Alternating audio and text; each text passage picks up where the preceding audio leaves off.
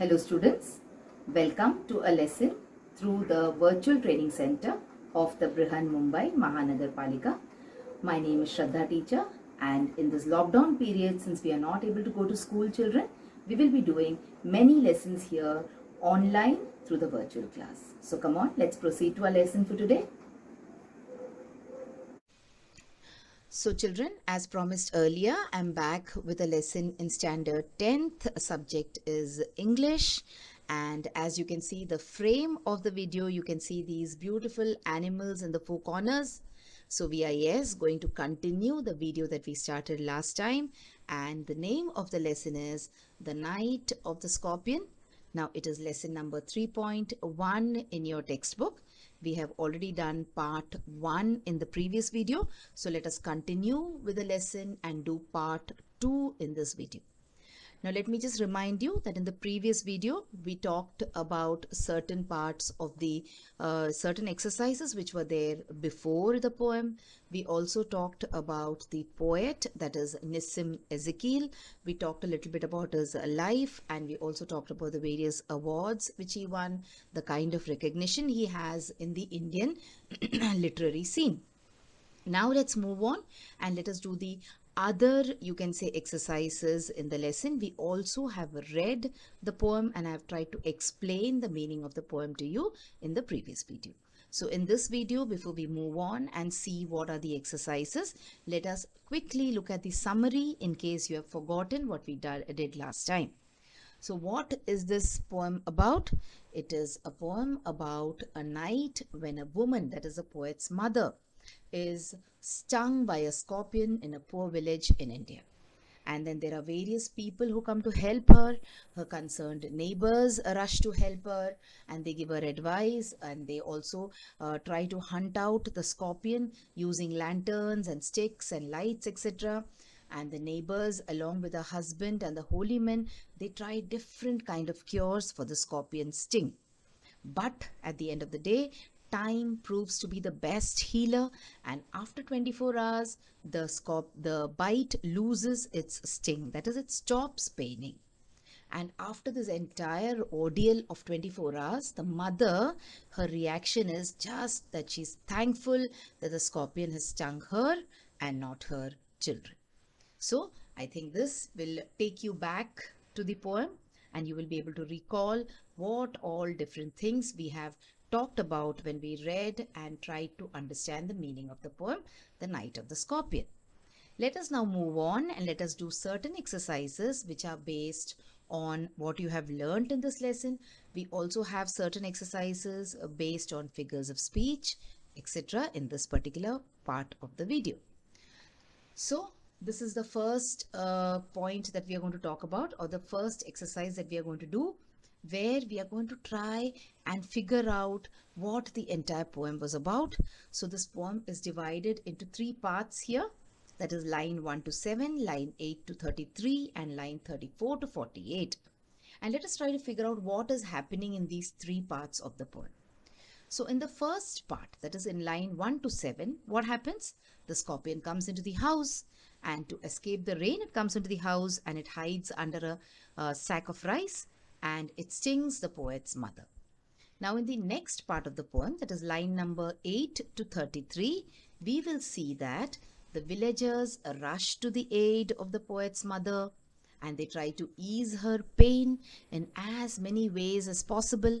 They rely on traditions, beliefs, and superstitions rather than science and medicine. So this is one important thing that we noticed in these lines, that they are trying to rely on traditions, they're trying to rely on beliefs instead of trying to give her some help with the pain that she is enduring. Then in the third part, that is 34 to 48, in these lines you will see that the poet's mother is suffering from unbelievable pain due to the sting of the scorpion. That is, she is groaning and she is writhing on the floor. Finally, after 24 hours, the pain eases by itself. Okay, and the first word that she utters is, "Thank God, it was me and not my children." So this is what happened in the poem. So this is in one way, just like we saw the summary now, in one way, this is also like the summary of the poem. Okay, so this exercise done, let us move on with the other exercises which are there in the textbook. So let us try to understand a little bit more about the background of setting of this particular kind of poem. So what type of poem is it? So this is a poem which is a free verse poem. Now what is a free verse poem? It does not adhere to or it does not follow rules like rules of rhyme, etc., which you usually see in different kind of poems. So it is a free verse poem.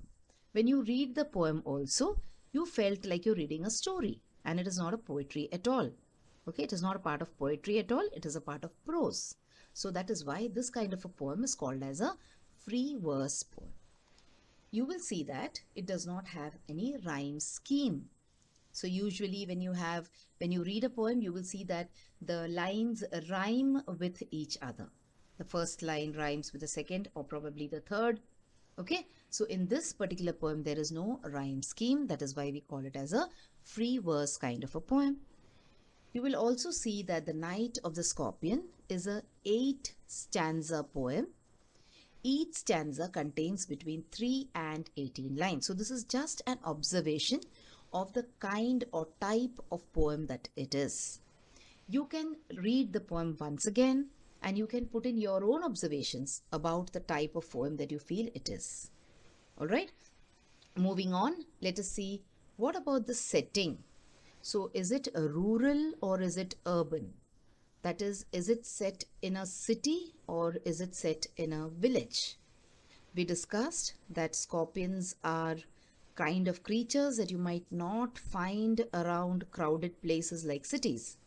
And we also saw in the poem how the peasants who were living around the poet's house, they came running to help the poet's mother. That means this poem has got a rural setting. Okay, it is set in some kind of a village in India. And you will also see that The Night of the Scorpion is a poem of warmth and the love of a mother. So this is the basic background or setting of this poem, that apart from the technical things like it is a free verse poem, etc., it is a poem set in rural India, and the main thing which it wants to focus is not about the scorpion. Okay, it is not about the pain which the mother suffers. It is not about the kind of help which the villagers are giving the mother. It is basically about the love and the warmth that a mother has towards her children. Moving on, let us talk about the you can say the next part of the lesson, where we are trying to figure out how much you have understood. So this is a multiple choice kind of a question. Okay, so you're supposed to choose certain alternatives from here and you're supposed to find out what the answer is. Now always when we have these kind of questions, I ask you to pause the video for some time and read the question, figure out the answer, and then go and check the answers which I give you. So see, which is the first one? The child is afraid but admires. Who is the child? What is the child afraid of? But what does the child admire? So the child is afraid of, but he admires the bravery of his mother. The child is afraid of the situation in which his mother is, because his mother is groaning with pain. But he admires the bravery of his mother also. The next one, his father and villagers panic and hastily suggest, what do they suggest? To take her to the hospital. So does anyone there in that situation suggest that, come on, let's take her to the hospital? No, they do not suggest other kinds of treatment also. The first thing that they suggest is religious remedies to help the mother. So this is the first thing which comes into their mind. Later on, the father tries a certain kind of herbs, etc., to treat the mother. Moving on, the poet seems to see the villagers as impractical and almost irritating, which suggests, so what do you learn about the mental makeup of the poet here? Now the poet is writing this in the when he's thinking about what happened in the past. So he has grown up now. Okay, when the poet has written the poem, he's a grown up adult. And you can say that there is some kind of emotion regarding the villagers which you can see in the poet's writing. And what is it? So is the poet critical of caste? Is the poet critical of religion here? Or is the poet critical of tradition? So we can see that the poet is a little bit critical about religion here. Okay, religion in the sense the kind of rituals you do in order to ease the pain of a person. Okay, now this is a dash poem as it tells us a story. So what kind of a poem it is? Is it reflective? Is it imaginative? Or is it a narrative? So it is a narrative. Why is it narrative? Because the poem tells us a story, or it describes an incident which has happened in the past. Okay, so it is a kind of a story which comes out in the poem, so it is narrative. Using the first person gives the feeling that it is told from. So see, he has used words like me, I, my mother, my father. So he is using the first person pronoun. So what does it tell you? It tells you that it comes from personal experience. So it is his own personal experience. It is something which has happened to his mother. All right. So these are things which you can say find out, or you can come to a conclusion after you read the poem. Now children, I would like to highlight one small thing here. See, this question you can also say choose the third answer. Okay, the poet is critical of tradition also, you can say. It depends on what how you're looking at it. So let's move on and let us see the next, you can say, question. So the poem is titled Night of the Scorpion. For the major part of the poem, what happens? What happens in the major part of the poem? The mother remains triumphant at the night. The scorpion is the victor, or the father succeeds in curing the mother. So why it is called Night of the Scorpion, not Night of my mother or Night of my father? Because here, who is the person who has succeeded in giving a lot of pain to the mother, irrespective of all the kind of treatments that people have tried? It is a scorpion. So that is why we say that the scorpion is the victor over here. He is the person who has won the game over there. That is why the poem is titled as Night of the Scorpion. Now the next is the peasants chant the name of God to, why do they chant the name of God? To nullify the stinging experience, or to praise God, or to appease God. They chant it to nullify the stinging experience. They want God to step in and to do away with the pain that the mother is suffering because of the stinging of the scorpion. The next one, the click of tongues reflect their dash to the predicament. Predicament means now they are resigned to fate. Now they know that this is what is happening and we cannot do anything about it. So what does the click of the tongue reflect? It reflects a collective response of the people. Okay, it is everyone together responding when they do not find the scorpion, instead of searching for it high and low. All right, children. So these were some exercises, or this was the exercise based on comprehension of the poem. So like I always keep repeating so that you do not forget and you do not continue to just watch the video. Whenever you come across a question like this, you should always pause the video, and you should always have your textbook open with you. That is the first thing which I will tell you, and I've always been telling you this because all these questions have been picked up from your textbook. So you can open your textbook, try to figure out the answers, and then you can go back and check the answers. All right. So come on, now let's move on to the next part of this lesson, or the next exercise which is there in the poem. It is an exercise based on figures of speech. So we have been talking about figures of speech since we have been learning English from the 6th, 7th standard onwards. And now what are figures of speech? They are poetic devices, or they are techniques which are used by poets in order to make the poem more interesting. So there are 4 figures of speech on this particular page. You are supposed to match the definition with the name of the figure of speech. So which are these? We have the metaphor, we have the alliteration, we have the onomatopoeia and simile. Okay, so before we go on and do the matching, let us learn quickly about these particular figures of speech. After that, we will try and do the exercise of matching. So let us pick up the first one here, that is metaphor. So a metaphor is a figure of speech in which things are compared by stating that one thing is another. So you're comparing two things, but you're saying that one thing is another. So you're comparing by saying that these are similar or these are the same. For example, see, the clouds are cotton balls in the sky. So you are actually comparing the clouds to the cotton balls by saying that the clouds are cotton balls in the sky. So this is an example of metaphor. Children, we will not do too many examples, or we will not go into detailed discussions about these figures of speech, because we have been doing them time and again as we do the lessons. Okay.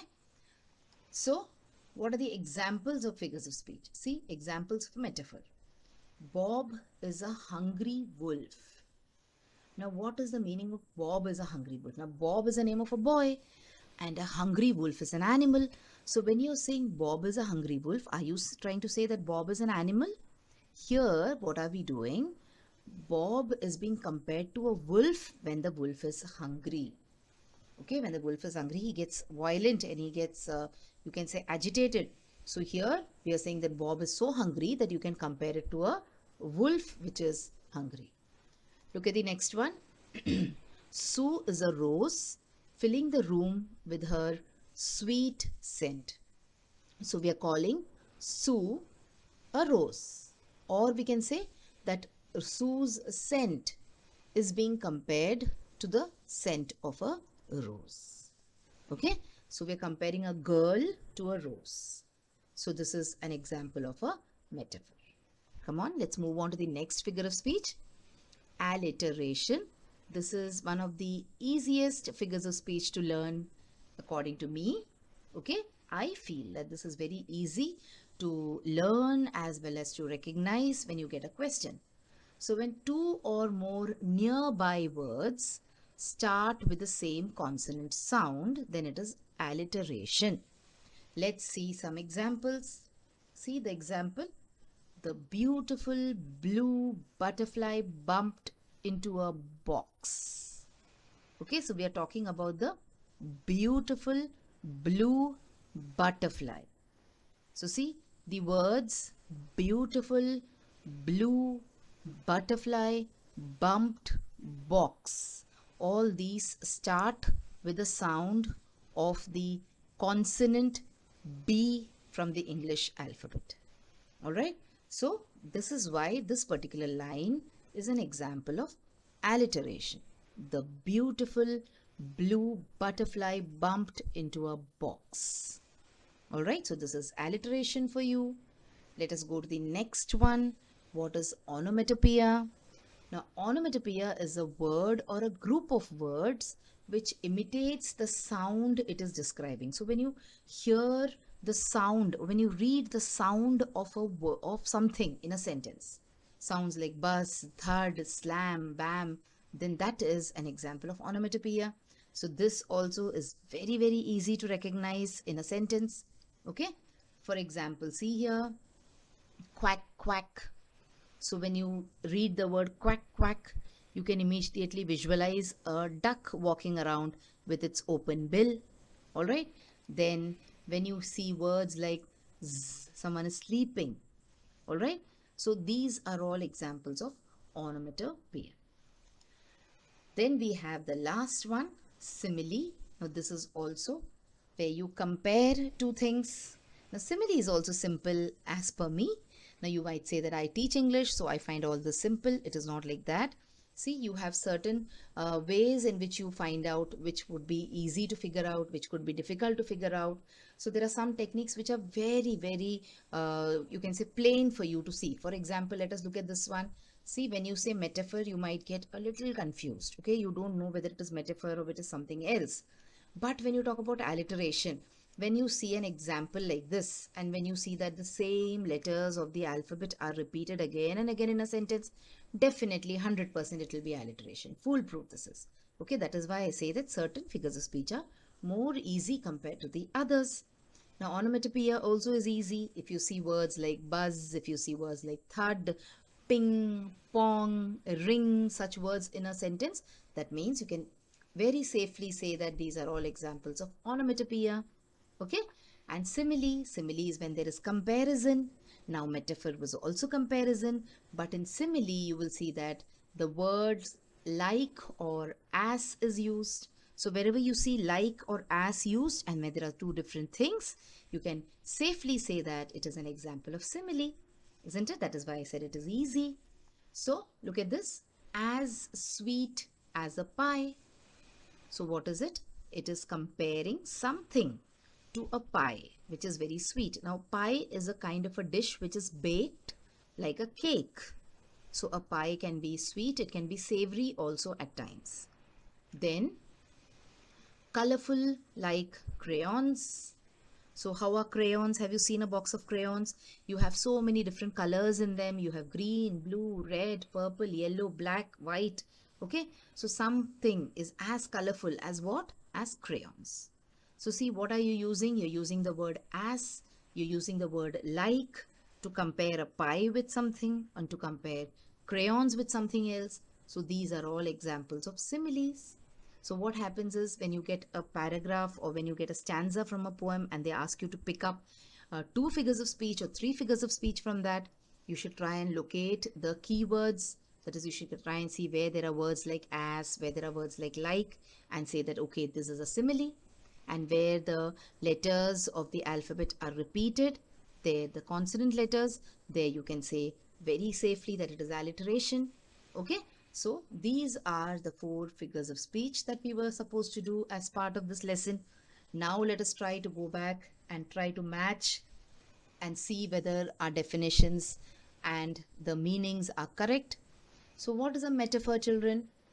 A metaphor is an implied comparison. So you're not using words like as or you're not using words like, but it is implied. When you're saying one thing is the other, it means you are comparing. Okay, so an implied comparison. What is alliteration? Yes, it is the use of the same word at the beginning, same sound at the beginning of words. So that is alliteration. What about onomatopoeia? A word which resembles the sound it represents. Okay, so when you say thud, so when something falls, you hear the sound thud. Okay, so it resembles the sound it represents. When you say the telephone rang, tring, so how does a telephone ring? It rings a tring. Okay, so that is onomatopoeia. And what about simile? It is a comparison between two different things, especially a phrase, and it contains words like or as. All right, so these are the four figures of speech and their meanings and their definitions. Now we go and do the last exercise for today, where we try to find out examples of simile, metaphor, and onomatopoeia from our poem. So come on, try to do it. Try to find out some examples. I will give you one each here, and then you can try and find out some more examples if possible. So an example of simile would be the peasants came like swarms of flies. So you can see here the word like is used and the peasants or the farmers are being compared to flies. An example of metaphor would be throwing giant scorpion shadows on the mud-baked walls. Okay, so the shadows are being compared to the shadows of scorpions. So that is why it is an example of a metaphor. But you will notice there are no words like or as which have been used here. What about onomatopoeia? Buzzed the name of God. So buzz is a sound. Okay, so that is the example of onomatopoeia. So children, this was the second video for the lesson number 3.1 in your standard 10th English textbook, that is the Night of the Scorpion. Now in this part, we looked at the summary and we looked at so many comprehension exercises which were there in your textbook. We also saw the grammar part, that is we looked at figures of speech, that is 4 of them in particular. We talked about simile, metaphor, onomatopoeia and alliteration, and we also did this exercise where we found out some examples of these particular figures of speech from the poem. You can find out more examples, read the poem once, twice, and try to find out more examples of figures of speech from the poem. So that is all. So this we wind up the lesson, The Night of the Scorpion, in these two videos. So hope the video was interesting and hope you understood so many new things about the poem in this particular video as well.